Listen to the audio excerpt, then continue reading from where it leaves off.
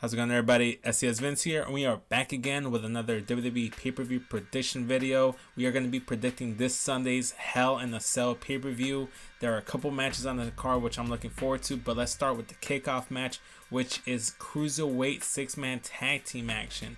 We have the heel and face team. The heel team, we have Arya Daivari.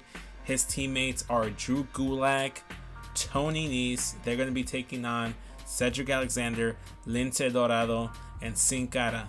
Now, this match can go one of two ways. Either team can win this match.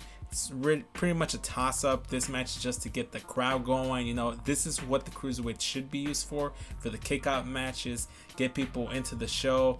Don't give them a little bit too much, but give them just enough to get excited for the rest of the pay-per-view.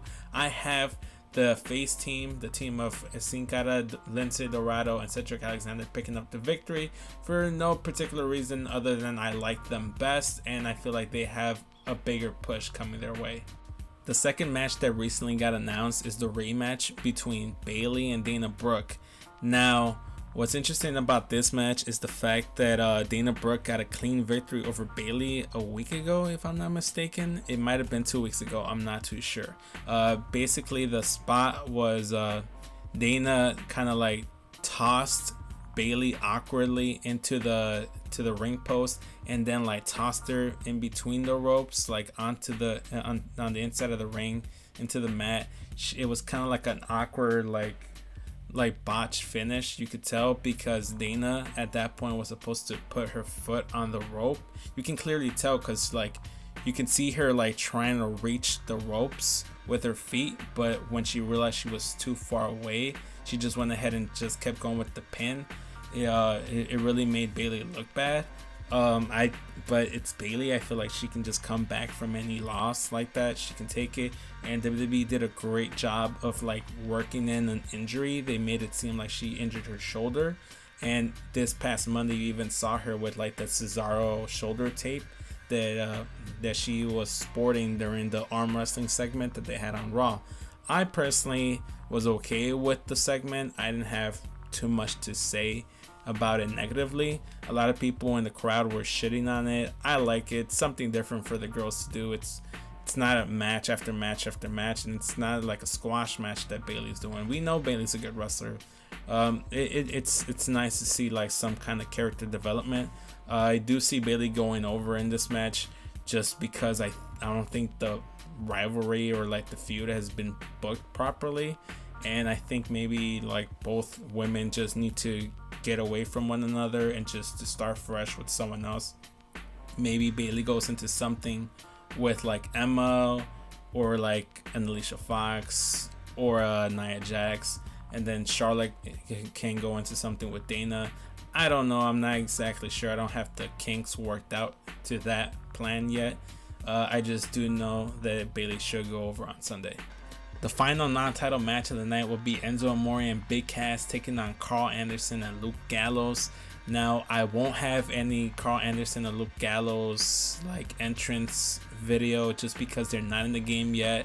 The Futures DLC pack hasn't been released for WWE 2K17, so we'll just be seeing Enzo and Cass. Let's talk about the match.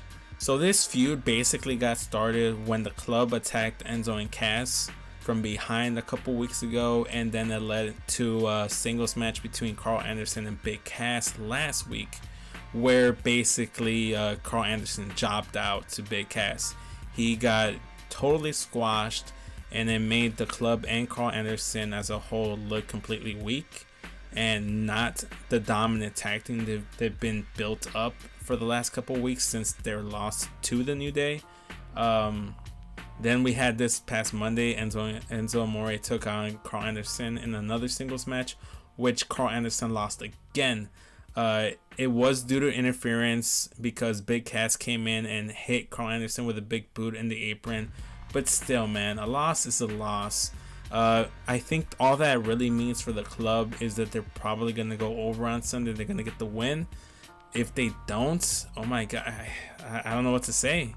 You know, they're going to basically ruin what little momentum the club had going for them after their loss to the New Day. I do believe that the club is going to get the win on Sunday. But you know, that's just me being optimistic, and I'm a club fan, so you know, I want them to go over. But we'll find out this Sunday at Hell in a Cell. So the New Day will be defending the Raw Tag Team Championships against the very unlikely team of Cesaro and Sheamus. And the way this match came about was the results of Cesaro and Sheamus' best of 7 series, which ended up in a draw, which led to Mick Foley announcing that these guys would both get a title shot, and it would be to the Tag Team Championships. Now, we already saw this match this past Monday on Raw, where Cesaro and Sheamus got a very good definitive win over the New Day and looked strong going into their match, their championship match this Sunday. But that's just WWE's 50-50 booking for you. Usually when a superstar or superstars are going into a pay-per-view and they're about to take a loss, so they look strong going into their loss, they have them win a very good, strong, competitive match the show beforehand, so they don't look so weak when they eventually lose. Now, the New Day are trying to break Demolition's record for the longest reigning tag team title reign, and they're 40 something days away. I don't see them dropping the titles, especially to the team of Cesaro and Sheamus. I'm not saying these guys aren't good. They're a very good team. They're a pretty entertaining team. Their stuff has been hilarious. When Sheamus started Facebook living, when he went live on Facebook, that was great. That was hilarious. I was watching his live stream while I was watching Raw. It was fantastic. It was great. These guys are fantastic together. This is really the most I've been invested in Sheamus in a long while, but I do think that eventually they're gonna take the L. New Day are gonna walk away with the championships. They're probably gonna hold on to these titles until around Survivor Series. That's when they break the record, but until then, they're not dropping the titles to anybody. Next, we have the Brian Kendrick, who has another crack at TJ Perkins Cruiserweight Championship. And the reason why this match is taking place is Brian Kendrick won a #1 contendership match against TJ Perkins. That's right, he pinned the Cruiserweight champion, I want to say 2 or 3 weeks ago. I want to say it's 3 weeks ago. I think it was like the week after Clash of Champions, I'm sorry. And it was a very dirty type of win. I think he raked TJ Perkins' eyes, or like thumb to the eye, something along those lines, where it wasn't a clean definitive win, and TJ Perkins wasn't wasn't supposed to lose that match, really. And it's been established throughout this entire feud that Brian Kendrick has expressed that this is his final chance, his final opportunity to become champion, to be relevant. This is his final chance in WWE. He needs this money, he needs to feed his family, all this other stuff.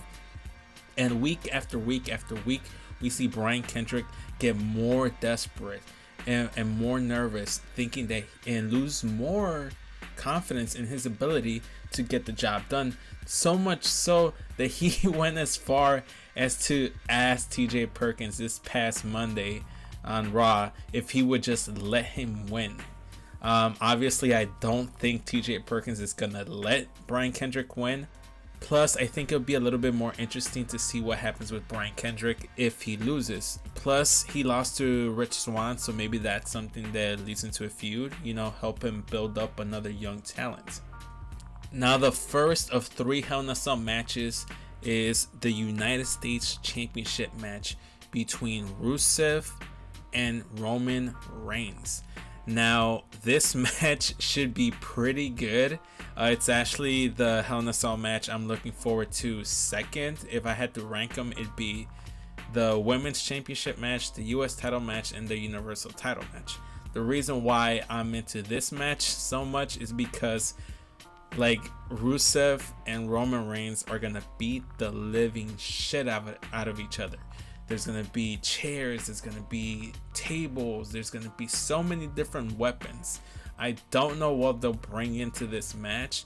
I think it would be hilarious if at some point they bring in the steel step, which they incorporated it into their build up to this match last week. I mean, maybe I think it'd be kind of cool if there was a spot where Rusev beats up Roman Reigns so much takes off his bulletproof vest and just like goes to work on the back of Roman Reigns and really inflicts a lot of damage to him. Because that's one thing that with that vest is like, how can you really hurt Roman Reigns' like chest or body or like anything when he has that bulletproof vest? I think that'd be kind of cool. These guys are just gonna beat the crap out of each other. It's gonna be a really good match. I'm really looking forward to it. Unfortunately, the build up to this match wasn't all that great. It wasn't all that cracked up to be. Really all they did was 2 like little promos. I think it was like maybe a minute long tops each, and then yeah, that was it. That's all we got from them. They weren't on the show really last week, where Rusev just beat the crap out of Roman Reigns, put him in the accolade on top of a steel step, which for some reason makes it hurt a lot more. It's more effective. That should have been what they did this week, and then last week should have been the interviews. Either way, as you can see right here, I have Roman Reigns walking away with the title. He just recently won it, and he really shouldn't drop it to Rusev. The Universal Championship Hell in a Cell match between Kevin Owens and Seth Rollins doesn't really got me too hyped up for the showdown this Sunday. Seth Rollins hasn't really put the Universal title #1 on his priority list. Basically, his #1 agenda right now is proving Triple H and Stephanie McMahon wrong in that they chose the wrong guy. They put their eggs in the wrong basket with Kevin Owens, and they should have just stayed with Seth Rollins. He doesn't really come across as a very legitimate and relatable babyface. He comes across as a whiny little teenager, which sucks really if you think about it, because I freaking love Seth. I think this past week when he stole the list, I mean, that's probably the most he's been comfortable since he's turned face. I think it's just an adjustment for him, transition into a babyface, but it could also be the fact that Triple H isn't around, so he doesn't really have anything to sink his teeth into. He's just basically treading water until he shows up, which could very well happen this Sunday at Hell in a Cell. He could come in and cost Seth Rollins the match, you know, just handing Kevin Owens another victory. Speaking of Kevin Owens, his focus really hasn't been defending the Universal title, or I mean, he hasn't really been focused too much. It's really been mostly Chris Jericho. He's been overshadowing both of these guys and the Universal title, so much so that I think the list is more important and more over right now on the Raw roster than the Universal title itself, which is crazy. It's ludicrous to be even thinking that. But I think the issue here is that Seth Rollins needs to get away from the Universal title picture, and we need to fast track this Kevin Owens Chris Jericho rivalry. I really kind of hope that we had a triple threat Hell in a Cell match with Chris Jericho somehow involved. He may still get involved in this match and, you know, help out his best friend Kevin Owens, but that's who I feel like is gonna walk away with the title, is Kevin Owens. He, like I said, recently won the title. He should hold on to that title just a little bit longer so that he can continue this feud with Chris Jericho, because that's the smart booking. That's the smart decision to make. Chris Jericho versus Kevin Owens at the next pay-per-view. I think it's going to be Survivor Series, and that's what the long-term booking should be. Kevin Owens versus Chris Jericho for the Universal Championship. But in order for that to take place, Kevin Owens needs to walk away with the Universal title on Sunday. So now we get to what I believe should be the main event of the pay-per-view, the Hell in a Cell Women's Championship match between Charlotte and Sasha Banks. Now, there's a reason why this is the match I'm looking forward to the most. These girls are going to go at it. They're going to throw everything out there. They're going to leave nothing left unsaid, undone. You know, they're going to put on a great match, tell a great story. I'm concerned about Sasha's sake. She's been putting on some muscle leading into this Hell in a Cell match. I know Charlotte's gonna pull out something crazy. I'm sure. I don't think they'll let her die from the top of the cell, but maybe like get halfway through the cell and then do a moonsault onto Sasha as she's laying across the Spanish announce table, or maybe on the opposite side, like by the ramp. You know, does a moonsault off the cage as Sasha's about to stand up. Now that spot's a little tricky because, you know, they don't always have the best timing, but you know, Charlotte hit that corkscrew moonsault, I'm sure they'll be fine. Hopefully they incorporate some weapons in there, some kendo sticks, some steel chairs, maybe some trash can lids, trash cans themselves, a table here and there. I'm sure these girls are going to incorporate a table somehow. Knowing Sasha, I'm sure she'll be the one that goes through the table. Like I said, these girls are just gonna go crazy. They're gonna go all out. Sasha's my favorite wrestler right now in WWE, other than AJ Styles, so I'm rooting for her all the way. I think she's the one that's gonna walk away with the title. There's no reason for her to drop the title. This would be the second pay-per-view in a row where she wins the women's championship on a Raw, and then the following pay-per-view she drops it to Charlotte.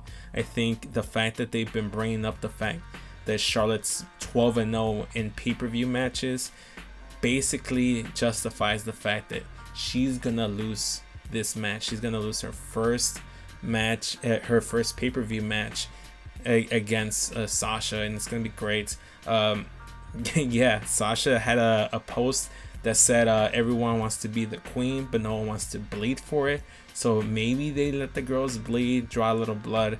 I don't know. These girls are gonna go crazy. They're gonna do some crazy spots, and I think it's gonna top anything that Kevin Owens and Seth Rollins can do. But like you can see right there, I got Sasha Banks walking away, still your women's champion, and holding on to that title just a little bit longer. I've been SESvince, guys. Thanks again. Like, comment, subscribe, all that good stuff. I'm out.